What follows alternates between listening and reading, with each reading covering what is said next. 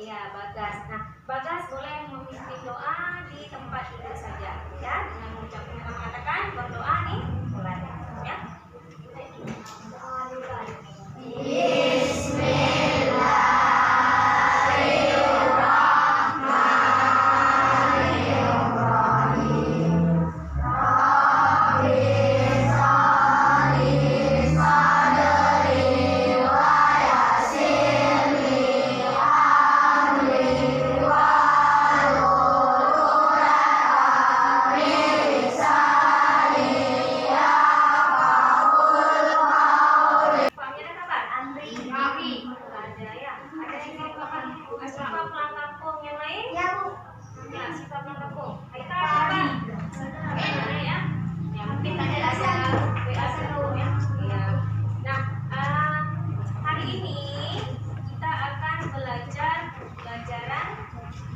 Tema, ya kan?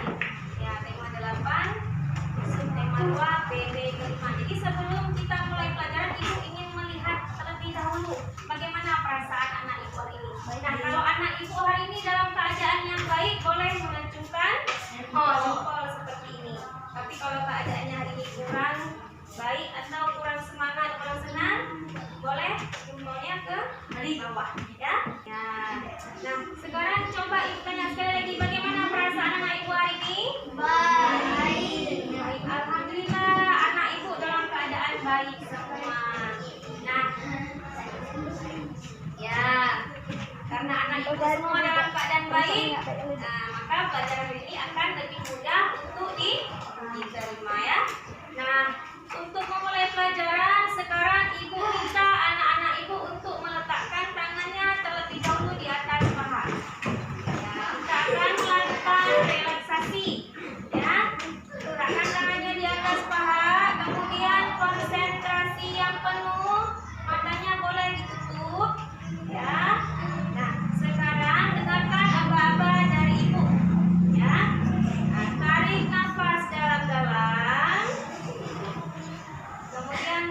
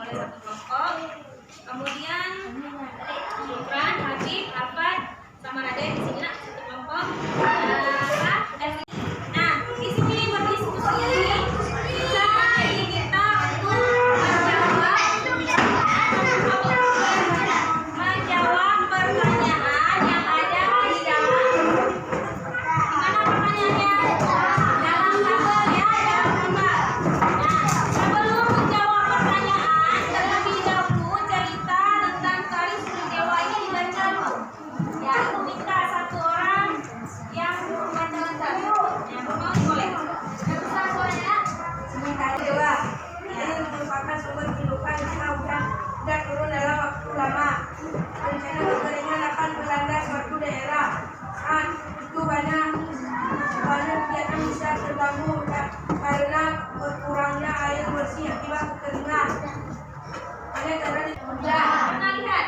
Nah ya, kalau kita orang Islam, ya agama Islam biasanya melakukan doa ataupun sholat, ya kan? Tapi ada di daerah kita, di daerah Indonesia salah satunya dengan melakukan tarian. Nama tariannya tari suling dewa. Ya. Kemudian anak-anak ibu diminta untuk menjawab pertanyaan yang ada di halaman 86. Sudah siap? Tolong tertib dan bantu kawan yang satu kelompok. Ya. Ya, diskusikan dengan kawan di kelompok. Buku latihan. Kalau ada yang tidak paham, diskusikan dulu dengan teman dalam kelompok. Kalau juga tidak dapat penjelasannya, boleh tanyakan langsung kepada ibu.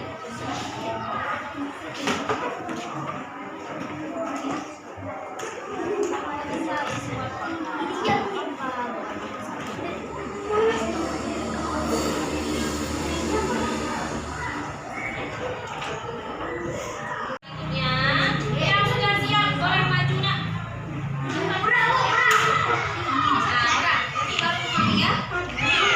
Asal Tari Suling Dewa, Desa Bayan, Lombok Utara, Provinsi Nusa Tenggara Barat. Kapan dilakukan Tari Suling Dewa? Saat musim kemarau dan tidak ada hujan.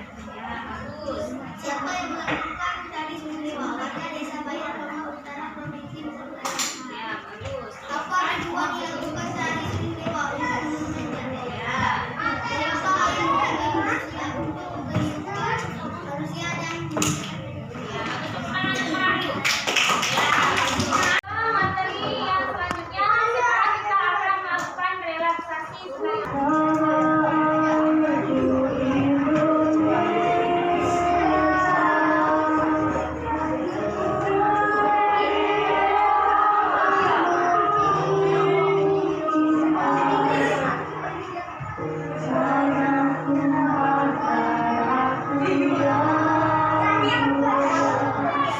pada PP2 kemarin kita sudah belajar tentang membuat poster mesingan. Coba yang masih punya posternya coba dikeluarkan kembali posternya. Poster tentang ukiran fungsi air bagi kehidupan. Yang ada siklus air ya, yang ada ya seperti ini. Nah ini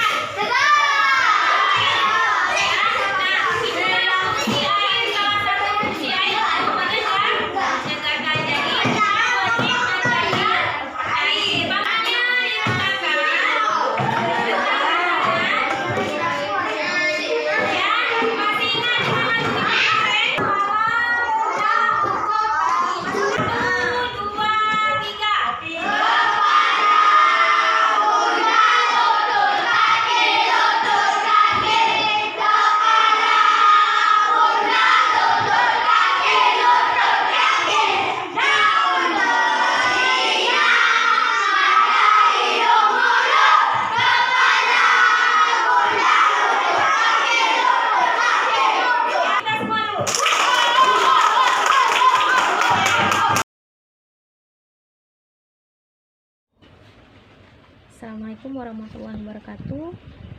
Terkait dengan refleksi diri terhadap perencanaan dan pelaksanaan aksi nyata pembelajaran kemarin, yang saya rasakan adalah saya mengalami sedikit kendala pada saat melakukan perencanaan, di mana pada saat tersebut saya masih kebingungan dan kewalahan dalam menentukan metode yang tepat bagi siswa-siswa saya.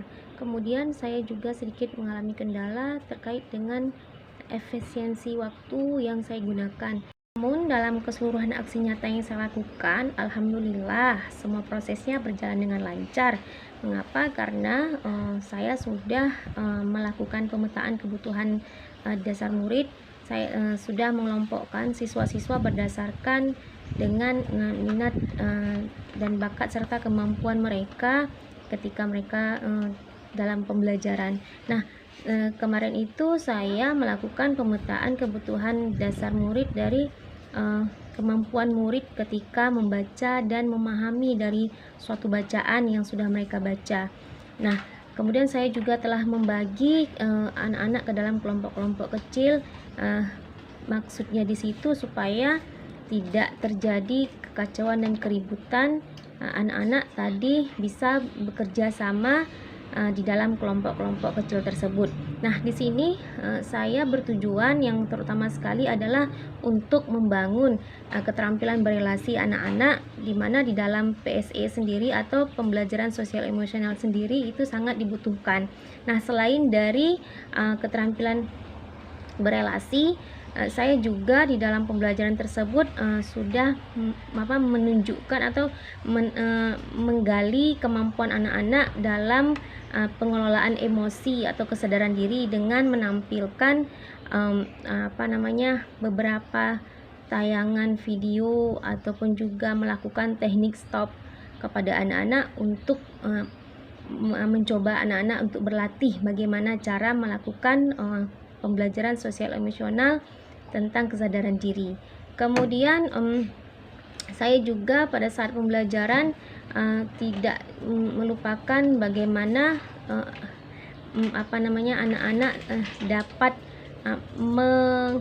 mengeksplorasi kemampuan yang mereka miliki sesuai dengan bakat dan minat yang mereka punya. Karena pada saat pembelajaran kemarin saya juga meminta anak-anak untuk menampilkan bakat mereka di dalam seni tari, dan itu juga membuat anak-anak semakin bersemangat dalam belajar. Nah, ketika saya memperhatikan dari hasil pembelajaran yang didapatkan oleh anak-anak ketika saya menerapkan pembelajaran berdiferensiasi dan berbasis sosial emosional ini, hasil pembelajaran yang didapatkan oleh anak-anak itu sangat luar biasa. Mereka jadi semakin lebih antusias dan bersemangat dalam melaksanakan proses pembelajaran daripada yang sudah pernah saya lakukan, dan ini akan saya terapkan di pembelajaran-pembelajaran berikutnya. Dan ada sedikit perbaikan yang akan saya lakukan, yaitu di mana saya akan lebih menggali minat dan bakat anak-anak atau potensi anak-anak agar saya bisa melakukan pemetaan yang lebih spesifik lagi terhadap bakat dan minat yang mereka miliki, sehingga nantinya pada proses pembelajaran yang akan saya rancang berikutnya saya akan lebih lebih teratur dan terarah untuk dapat melakukan pembelajaran dengan baik dan benar. Dan kemudian langkah perbaikan yang akan saya lakukan di masa depan, yaitu yang pertama sekali adalah saya akan memikirkan metode-metode yang tepat yang akan saya gunakan dalam pembelajaran. Kemudian nantinya saya juga akan melakukan pemetaan kebutuhan dasar murid secara lebih terinci dan tepat. Ke depan nantinya saya berharap itu akan membawakan hasil yang lebih baik dan lebih maksimal terhadap hasil pembelajaran anak. Demikianlah refleksi diri saya. Assalamualaikum warahmatullahi wabarakatuh.